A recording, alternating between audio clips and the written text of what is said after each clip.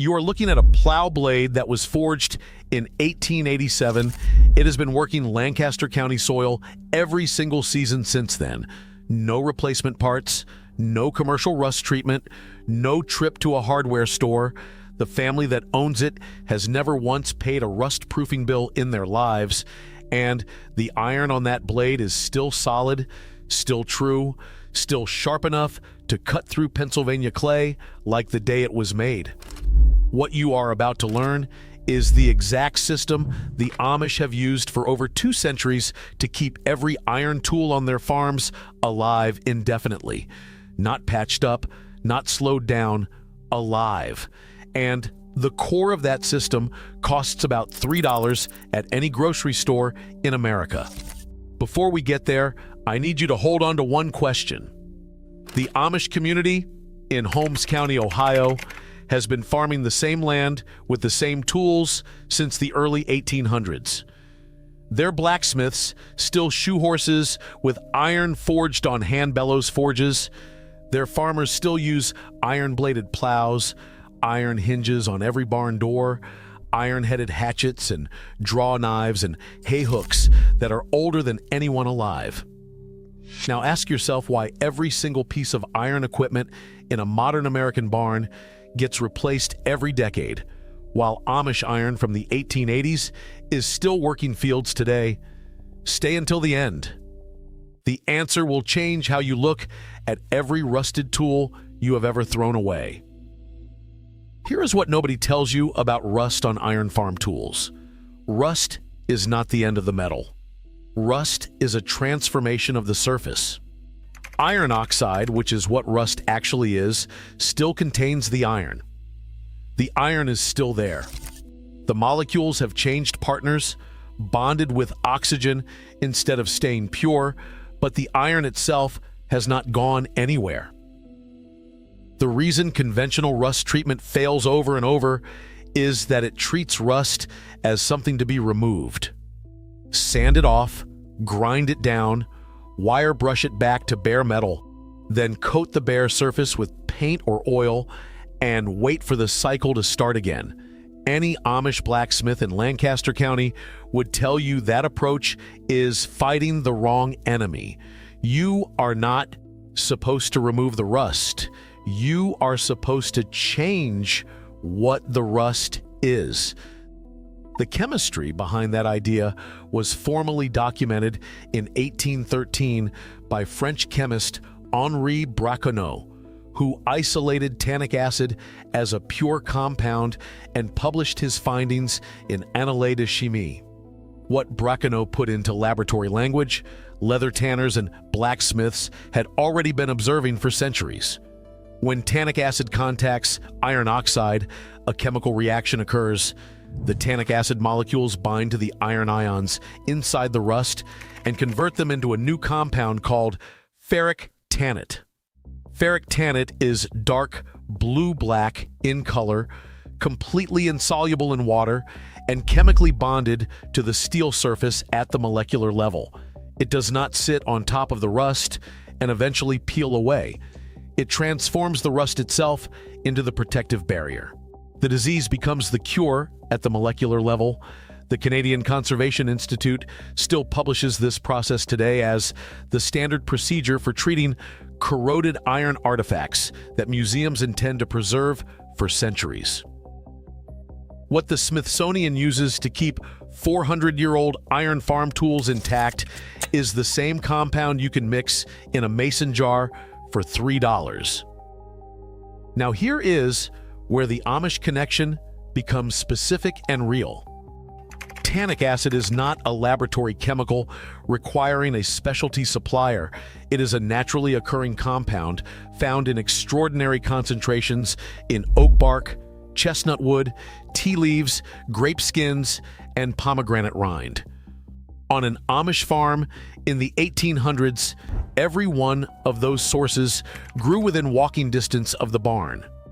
Oak trees were everywhere. Black tea was a staple household item that cost almost nothing. When a drawknife, an adze, or a plow blade began to show rust, the repair was as natural and obvious as the forest around the farmstead. Strong oak bark tea was brewed thick and dark, and it was applied to the rusted surface with a rag. Then the metal was sealed with beeswax or with linseed oil from the flax crop. The iron was maintained not with chemistry purchased from a store, but with chemistry understood from the land. The reason this knowledge did not make it to mainstream gardening and homesteading books has nothing to do with the knowledge being difficult or obscure. It has everything to do with what happened after 1945. After World War II, the American coatings industry had a serious economic problem. Companies had spent the entire war developing and manufacturing synthetic petroleum-based rust inhibitors and primers. They had built factories, supply chains, marketing departments, and retail distribution networks around products that cost 10 to 50 times more than tannic acid to produce. A naturally occurring powder that any person could brew from oak bark or purchase in bulk for a few dollars was not a product opportunity for that industry. It was an existential threat. So the industry did what industries always do when a cheap solution undermines an expensive one. They did not ban tannic acid. They did not even argue against it. They simply stopped mentioning it. They filled hardware store shelves with branded alternatives and spent marketing budgets making sure nobody ever thought to look at the ingredient panel on the back of the bottle. Here is what that ingredient panel actually says. The commercial rust converter products sold at every hardware store in America for $15 to $30 a bottle list tannic acid as their primary active ingredient. Pull up the safety data sheet on any major brand rust converter, and there it is, right in the chemical composition section. The manufacturers take $3 worth of naturally occurring powder, dissolve it in petroleum solvents, pour it into a branded bottle with aggressive packaging, and sell it back to you at 10 to 15 times the actual cost of the active ingredient. The chemistry inside that bottle is functionally identical to what an Amish blacksmith was brewing from oak bark in 1880.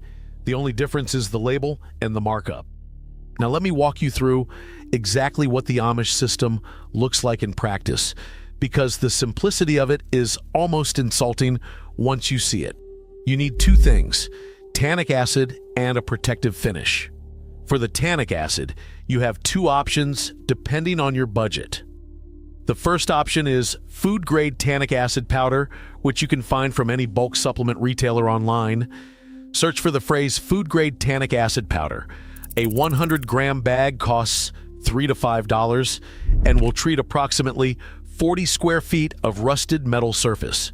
That will cover an entire set of garden tools, every iron hinge on a barn, and a full season of cast iron maintenance from a single bag. The second option, the one Amish households have used for generations, is strong brewed black tea. Steep 4 to 6 regular black tea bags in 2 cups of boiling water for 30 minutes until the liquid is dark and concentrated. Black tea contains between 3 and 11% tannic acid by dry weight, depending on the variety. It is not as concentrated as the pure powder, but it is entirely effective for surface rust on hand tools, and it costs almost nothing. Before you apply either solution, take a wire brush or coarse steel wool and knock off any loose flaking material from the rusted surface. Do not sand down to bare, shiny metal.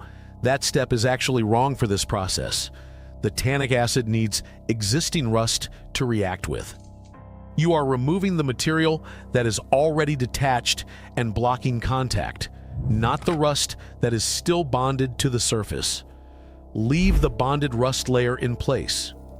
That is your raw material. Apply the tannic acid solution evenly across the rusted area with a cheap foam brush, a cotton rag, or even a folded piece of burlap. Within 10 to 15 minutes, you will watch the surface change color. Orange-brown rust shifts to dark gray, then deepens to blue-black as you watch.